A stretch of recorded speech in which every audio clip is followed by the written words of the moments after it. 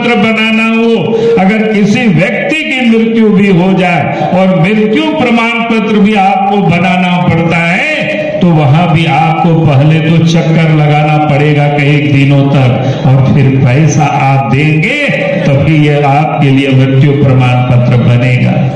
ये इस राज्य में भ्रष्टाचार यहां तक पहुंच गई, और हालत तो इतना खराब है कि आज इस प्रदेश के अंदर में जिनका अगर राशन कार्ड में भी किसी का नाम छूटा हुआ होता है या कोई बहू आती उनका नाम जोड़ना होता है, तो नाम को जोड़ने में भी पहले तो आप बिहार झारखंड तक रांची तक की चक्कर लगानी पड़ेगी, और फिर आप उसमें भी पैसा देना पड़ता है।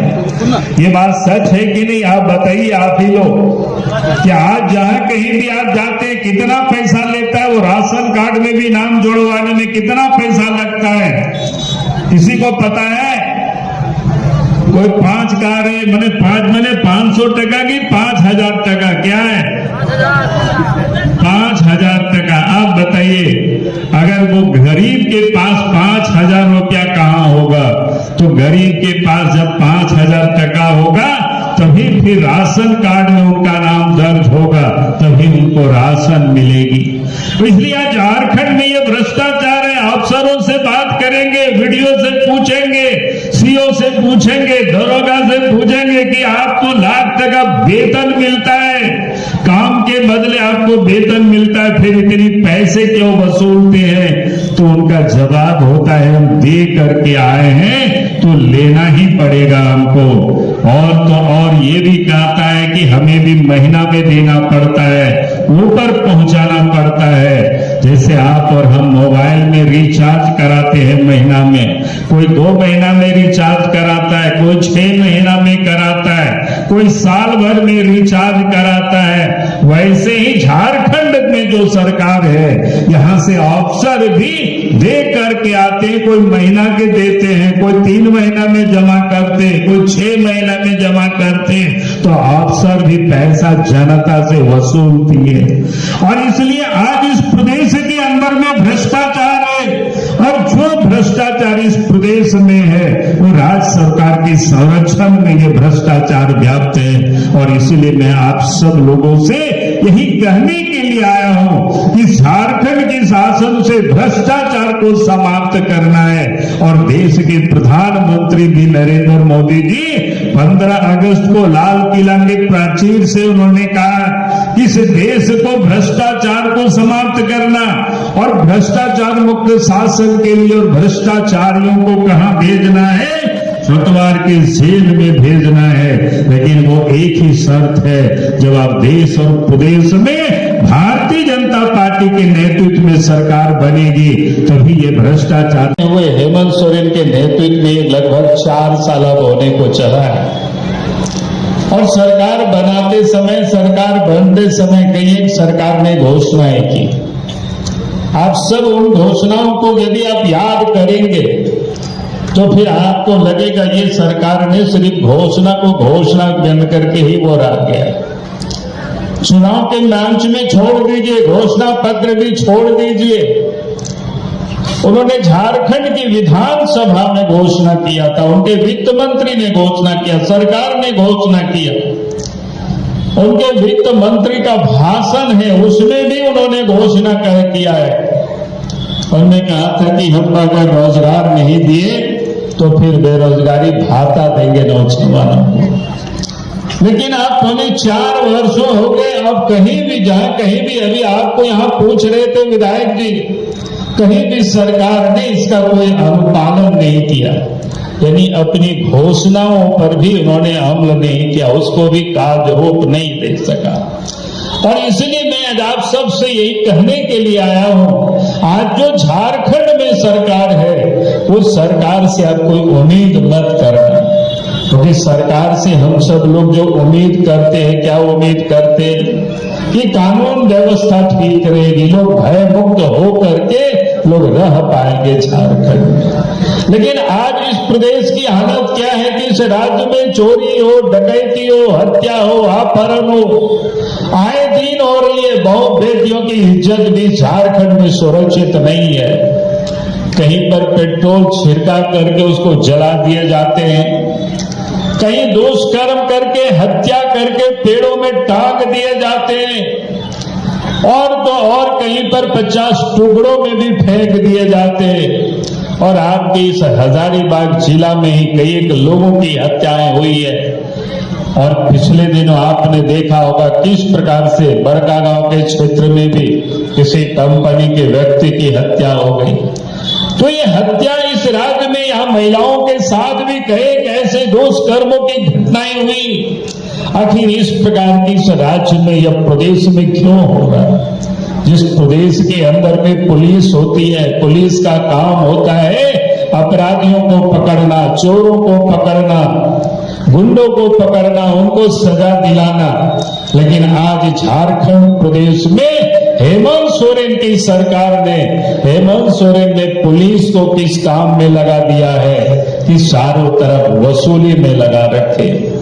आज इस प्रदेश के अंदर में जहां कहीं भी आप जाएंगे, नदी के किनारे आप जाइए, कोई बालू लेकर के आप आएंगे तो आप देखिए कि आपके पीछे पुलिस वाले रहते हैं। पुलिस आपको पकड़ लेगी, आप या तो उनको रिसीवत दीजिए, अगर रिसीवत आप नहीं देंगे तो कचहरी से आप बेल कराना पड़ेगा। यानी आज जो काम पुलिस का है अपराधियों को पकड़ना, चोरों को पकड़ना, डकैतों को पकड़ना, हत्यारों को पकड़ना, लेकिन पुलिस ने अपना काम छोड़ करके पुलिस को वसूली में लगा रखे। और इस कारण से इस झारखंड प्रदेश में आए दिन यह अपराध हो रहा है, आए दिन इस प्रदेश के अंदर में लूट हो रही है। और इसीलिए मैं आप सभी लोगों से यही निवेदन और यही कहने के लिए, यही अपील करने के लिए मैं आया हूं कि आज हम सबको ये संकल्प लेना है कि झारखंड प्रदेश को अपराध मुक्त प्रदेश बनाना है, झारखंड को अपराधियों से मुक्त करना है। ये तभी संभव होगा जब इस प्रदेश में भारतीय जनता पार्टी के नेतृत्व में सरकार बनेगी। यही निवेदन और यही अपील करने के लिए मैं आज आपके बीच में आया हूं। आज झारखंड सरकार में दूसरी जो सरकार से आम लोग क्या उम्मीद करते हैं कि शासन से भ्रष्टाचार मुक्त होगा, किसी के काम बिना पैसे से विकास योजनाओं में पैसा कमीशन लेना बंद कर दे। तो मैं दावे के साथ कह सकता हूं किसी दरोगा की हिम्मत नहीं होगी, वीडियो सीओ की हिम्मत नहीं होगी, डीसी और एसीपी की हिम्मत नहीं होगी कि गरीब जनता से वो पैसा वसूल करे। और इसीलिए आज मैं यही कहने के लिए मैं आज आपके बीच में आया हूं कि आपका साथ और सहयोग मिलेगा भारतीय जनता पार्टी को, तो झारखंड से भी भ्रष्टाचारी दूर भागेंगे और साथ ही भारत से भी भ्रष्टाचार दूर भगानी है। यही निवेदन और यही अपील करने के लिए आया हूं। आज इस प्रदेश के अंदर में लूट, जिस लूट की अभी चर्चाएं हो रही थी, यहाँ तो बालू की लूट है, नदी नाला में बालू बचा हुआ नहीं है, कोयला की लूट है, लोहा की लूट है, जमीन की लूट है। आज उन लुटेरों को संरक्षण राज्य सरकार देती है। और इसलिए मैं आप सब लोगों से यही कहने के लिए आया हूं, अगर इस झारखंड को लुटेरों से बचाना है, इस सरकार को झारखंड को दलालों से बचाना है, झारखंड को बिचौलियों से बचाना है, तो अब भारतीय जनता पार्टी को फिर से मजबूत करना है। यही निवेदन और यही अपील करने के लिए आया हूं। आज इस प्रदेश में विकास का काम इस राज्य में ठप पड़ा हुआ है। आज ग्रामीण अंचलों में बिजली की हालत क्या है आप हमसे अधिक जानते हैं। आज इस प्रदेश के अंदर में जहां बिजली पहले अनंत 24 घंटा मिलता था, आज तो बिजली ही रोज चली जाती है। आज हम रात गोडरमा में थे और सवेरे भी वहां लोग मिले, शहर में थे, तिलैया में लोगों से मिले, सबों ने कहा कि बिजली कितनी जाती है ये गिनना बहुत मुश्किल हो गया। और जबकि उनके बगल में यहाँ बंजेटी का प्लांट है, लेकिन सरकार के जो मिसमैनेजमेंट है इस गवर्नमेंट की, इनको इस पर कोई ध्यान नहीं है। और इस कारण से विकास कैसे हो सकता है? तो मैं आपसे ये कह रहा हूं, अब इस देश में और प्रदेश में जब बीजेपी की सरकार बनती है तो विकास का काम होता है, और जब कांग्रेस और जेएमएम की सरकार बनती है तो चारों तरफ भ्रष्टाचार और लूट होता है। और इसलिए मैं आज आपको याद दिला रहा हूं, आप याद करिए, जब भारतीय जनता पार्टी की पहली सरकार बनी अटल बिहारी वाजपेयी जी के नेतृत्व में, आपने देखा विकास के लिए कोडरमा से लेकर के रांची तक रेलवे लाइन की स्वीकृति, अभी जिसकी चर्चा कर रहे थे, और रेलवे लाइन भी बन करके तैयार हुआ। अगर ये संभव हो पाया है तो देश में बीजेपी की सरकार रही और झारखंड में भी जिस वक्त बीजेपी की सरकार रही तो ये काम हुआ। और आज तो आप देख रहे होंगे कि बगल में हवाई अड्डा के लिए पिछली सरकार ने काम शुरू की था कि काम हो, लेकिन अब तो वो भी काम लटक गया आधार में, अब किसी को कोई चिंता नहीं है। झारखंड में जो सरकार है वो विकास की चिंता नहीं करती है। आपने देखा पिछले जो राज्य में रघुवर दास जी के नेतृत्व में सरकार थी तो आपके हजारीबाग में भी मेडिकल कॉलेज बन करके तैयार हुआ, लेकिन उसको भी सुचारू ढंग से जो चलाना है वो चला नहीं पा रही है सरकार। वहां जितनी मात्रा में डॉक्टर होना चाहिए उसकी भी कमी है। और हजारीबाग ही नहीं बल्कि झारखंड में 3-3 नए मेडिकल कॉलेज बीजेपी के राज्य में बना। दुमका में मेडिकल कॉलेज बना, पलामू में मेडिकल कॉलेज बना, और यहाँ हजारीबाग में भी मेडिकल कॉलेज बना, और चाईबासा और कोडरमा के मेडिकल कॉलेज तो काम शुरू होकर के आधार में भी लटका हुआ है।